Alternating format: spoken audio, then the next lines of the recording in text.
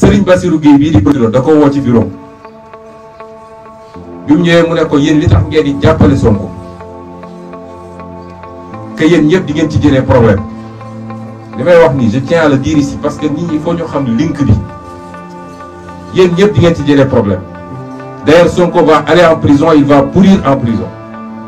ne ko yor naa nii certificat médical bi kilifa ne ko ñun ñëpp yor nañu certificat médical bi mu ne ko boobu baaxul mu ne ko boobu nekk ci PV gendarmerie nga ne boobu baaxul yow am nga beneen mu ne ko de toute façon il faut aller en prison kilifa ne ko bu yóbboo ngeen préparer ñu ay cellules ndax ñoo koy jiitu ci prison bi koo xam ne miinante wu yoon parce que li ngeen bugg a def bu dëgg jaay doole la lii kilifa dafa jóge ko bu ñëw sama kër ñu toog waxtaan ci waaye li gën a yéeme sëñ Bassirou Gueye daf ko ne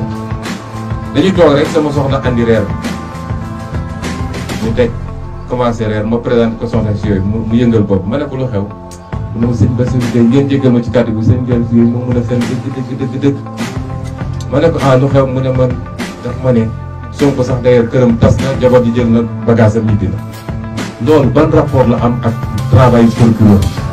ba di toppatoo kër jàmbur ndax tas na wala tasul c'est de la méchanceté gratuite et bête ça n'a rien à voir avec la justice te loolu mooy justice Sénégal yàgg naa wax ni problème bu Sénégal la koy tas di la jóge ci justice te ñeent ci biir justice bi ab procureur la ab doyen des juges la wala un juge d'instruction conseil constitutionnel cour suprême bu eesuwul loolu ñooñu ñooy les bras armés judiciaires et politiques de Macky Sall ñun ñëpp ñu koy seetaan ñeenti nit est-ce que war nañoo lëmbee 17 millions de Sénégalais suñ ne lii ngeen war a attee nga teg ko fële ñu ne la fexeel ba tëj Aliou Sané nga ne tey su ma naroon dem créer sax ay charges dinaa ko créer mais kii il faut mu tëdd kaso avec une méchanceté que rien n'explique et j'interpelle la justice toute la justice parce que nag nañu waxante dëgg soo waxee ñu ne dafa attaqué institution bi ñun la Sénégalais yi c'est le peuple sénégalais c'est pas les 300 magistrats ils doivent rendre justice au nom du peuple sénégalais non pas au nom de Macky Sall bu dee nag am na ci ñoom ñu baax te ñun xam nañ ñi ci baax moo ëpp waaye ñuy seetaan li ñuy def ci justice lu dul yoon te kenn ci ñoom du ci àddu ils sont quelque part complices balaa may dee ñu naan la justice marche bien c'est pas parce qu'il y a quelques cas mais quelques cas yi dañ koo xeeb li tax yàlla wax ci alxuraan ne ku rey benn nit dafa mel ni rey nga àdduna yëpp koo tëj ci loo xam ne du yoon dafa mel ni tëj nga àdduna bi yëpp parce que la liberté est sacrée yàlla dafa mooñaale nit ak liberté muy dem di ñëw di régler ay problème nga jël nit ci lu dul yoon féetale caabi ci gannaaw ba pare dem nekk sa ceebu dem naan sa ataaya te toog di foog say doom moom dootul gis ay doomam ba pare nga ne loolu dañ ko banaliser ces injustices là moo tas réew bu mu sa tas te dina tas Sénégal suñ ci jógu parce que kenn du ko nangu je réitère ce que j'ai toujours dit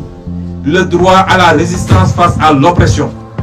su Macky Sall jàppee ni voté ay loi yu ñàkk fayda ci terroriste dem suréquipé ay gendarmerie mooy problème bi nga dem laaj waa Algérie lañ waat waa Soudan la un peuple qui dit non kenn mënu ko téye ñun nag jàppoon nañ ni les événements de mars dina ko delloo xelam tuuti mais lii wane na ko entreprise systématique de ciblage et de liquidation de gens simplement parce qu'ils ont dit non ce dossier est vide li tax ñu bàyyi escroquerie qui a escroqué qui une affaire privée nit ki déposé wul plainte nga ne escroquerie corruption mais dem na lire article 159 code pénal pour corruption am il faut mu am un agent public boo xam ne dañ koo jox pour que en échange mu def wala mu bañ a def ana agent public bi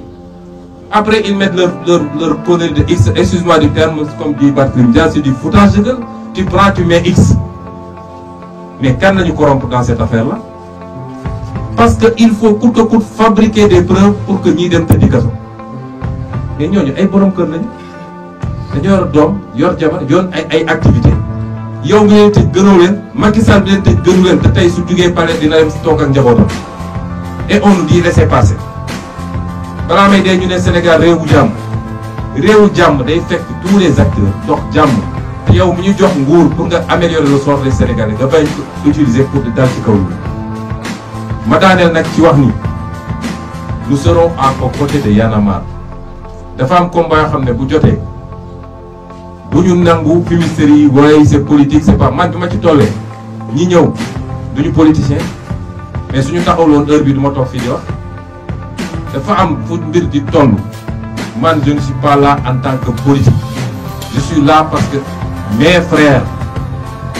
kilifa musuma woowee Sonko ñancoo la may woowe je suis là parce que dañoo jël justice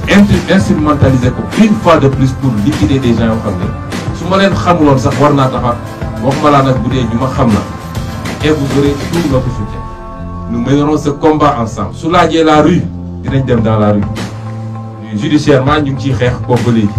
loolu laa bëggoon daanelee di masawu Y'en a marre di masawu famille kilifa ay waajuram ay mbokkam soxnaam ay doomam ñëpp ñu leen di masawu ne leen nag nous aurons tous à côté de nous di masawu kilifa Simon ak waa mbokkam yëpp parce que dem rek jokkoon ak soxnaam ñoom ñëpp ñu leen di masawu di leen ne ce combat on le portera ensemble inchallah parce que ce que Macky Sall veut faire de ce pays ça ne passera pas et je termine par lancer encore un appel à la jeunesse de ce pays. C'est votre avenir qu'on veut compromettre